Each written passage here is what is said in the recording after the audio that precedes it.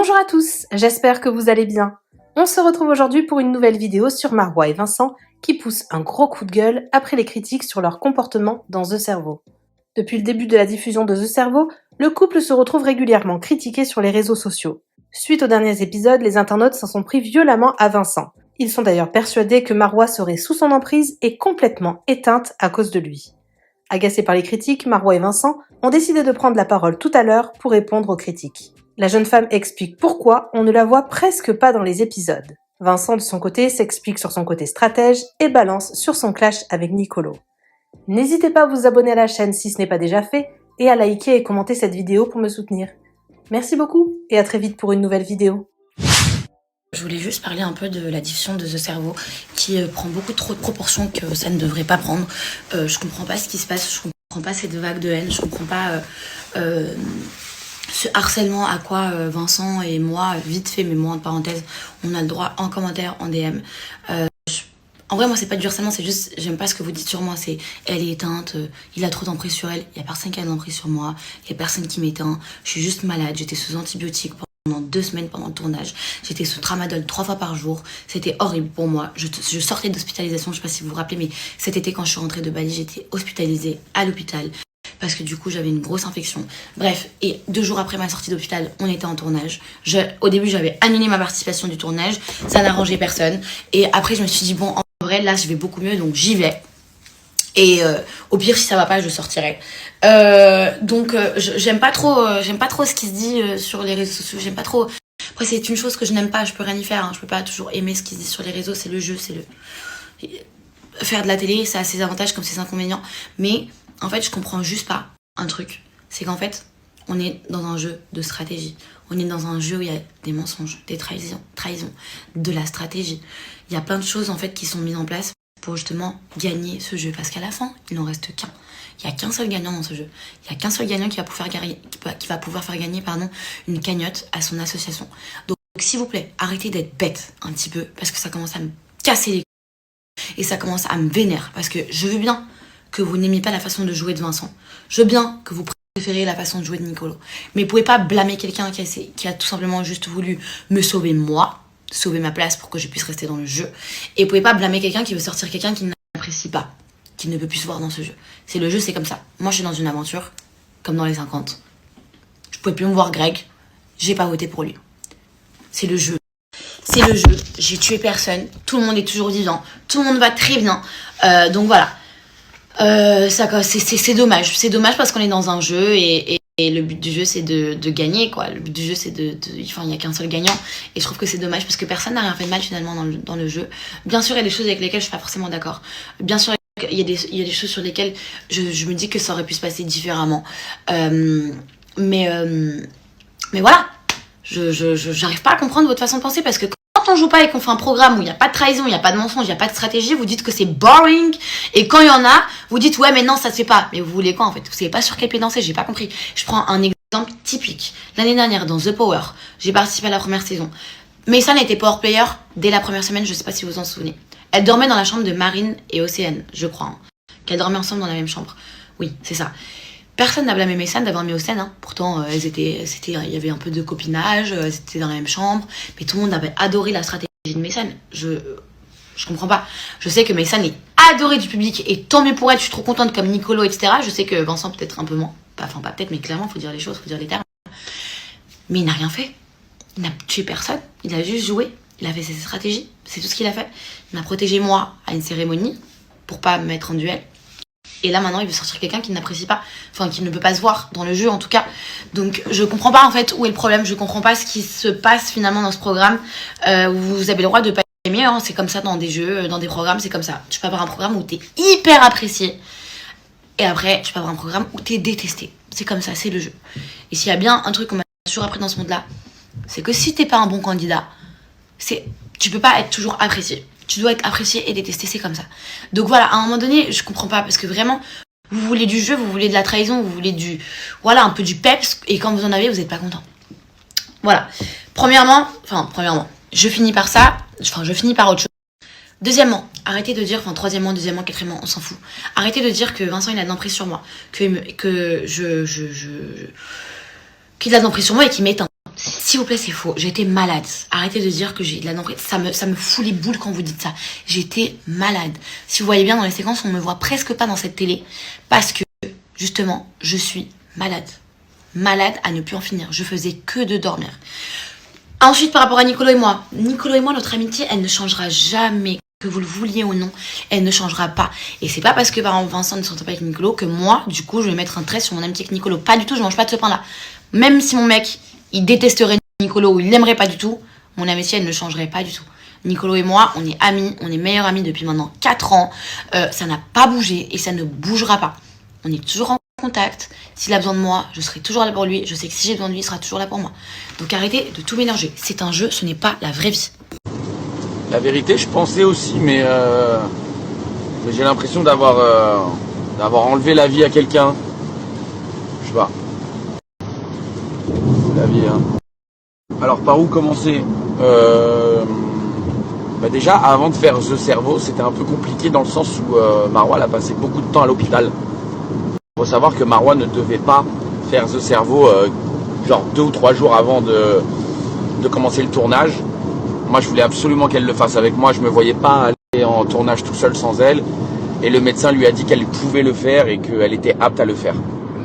Un jour avant le début du tournage. Donc du coup, elle a décidé de venir. Mais elle était forcément avec un traitement. Elle était très fatiguée. Elle dormait énormément. Elle se reposait énormément. Elle était vraiment fracassée, on ne va pas se mentir, par les médicaments, par son traitement et par tout ce temps passé à l'hôpital. Parce qu'elle a passé énormément de temps à l'hôpital, très fatiguée. Elle n'a jamais vraiment pu se reposer et récupérer parce que dans The Cerveau, on pouvait finir les journées à minuit et demi, 1h et se lever à 7h du matin.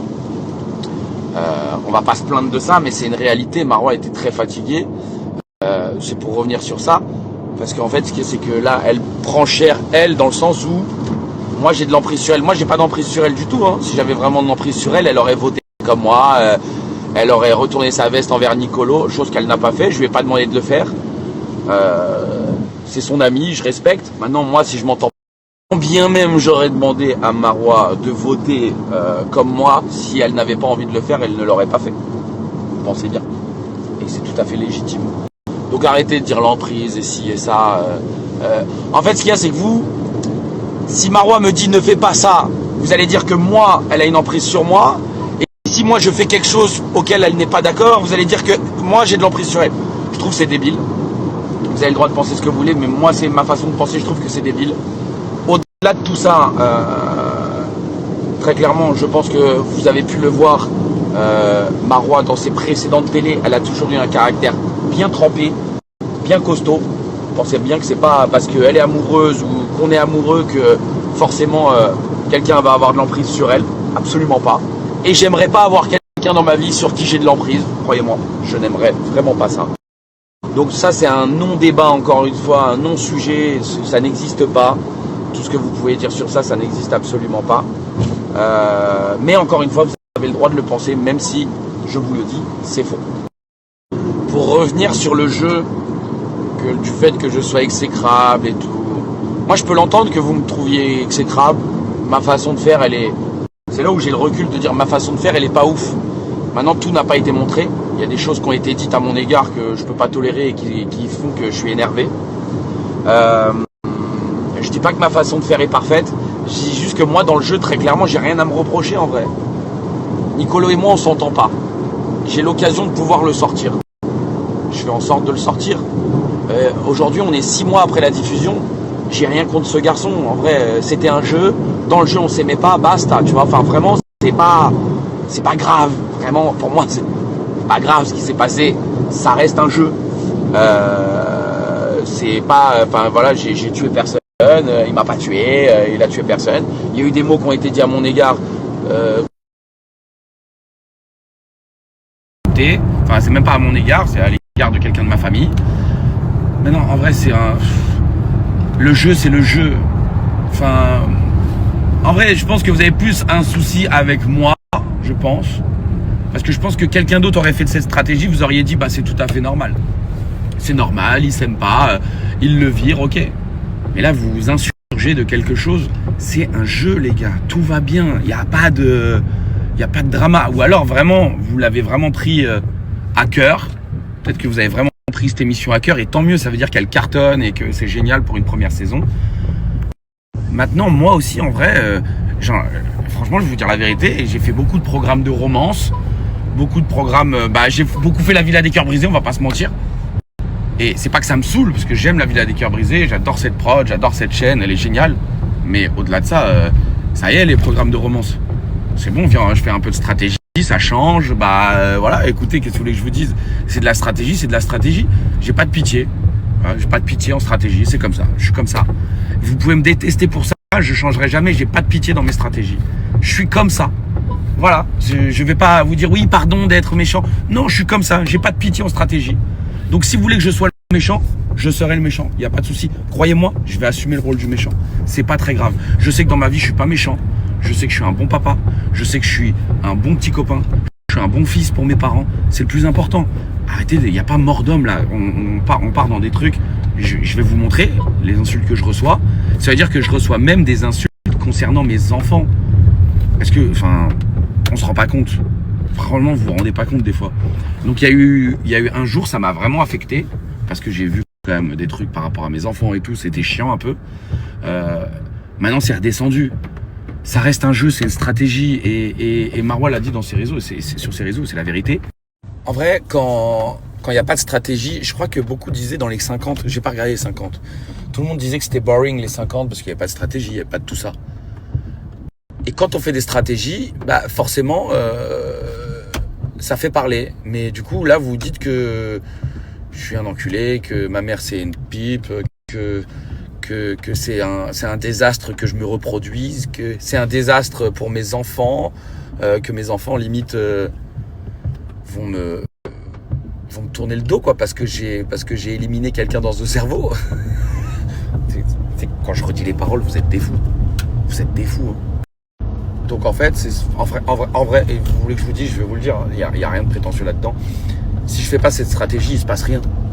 Voilà, dans cette élimination, je vous le dis, il ne se passe rien si je fais pas cette stratégie. Voilà, tout simplement. Et si je fais pas cette stratégie, j'en sais rien, c'est peut-être Marois qui part. Et je l'ai mauvaise. Parce que tant que Marois, moi, me dit pas j'ai envie de partir, je vais la sauver. Logique. Coûte que coûte. Moi, je viens avec ma chérie. Tant que elle veut rester, je vais tout faire pour la sauver. Quitte à être méchant, c'est pas grave. Et me sauver moi, hein, bien évidemment. Bien sûr. C'est un jeu. Je vous souhaite une bonne journée. Je vais bien. Tous ceux qui m'insultent, je vous embrasse. Je vous jure que je vous en veux plus. Je vous en ai voulu hier, avant-hier, je crois, je sais plus. Mais je vous en veux pas en vrai. Je pense que vous avez pris ça à cœur. Et tant mieux, ça veut dire que le programme marche.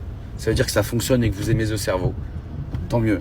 Et désolé parce que vous allez me voir encore grave longtemps. Merci à toi d'avoir regardé la vidéo jusqu'au bout. N'hésite pas à commenter cet emoji si tu es arrivé jusque-là. Ça me permettra de voir ceux qui sont restés jusqu'à la fin. Encore une fois, merci beaucoup et je vous dis à très vite pour une nouvelle vidéo.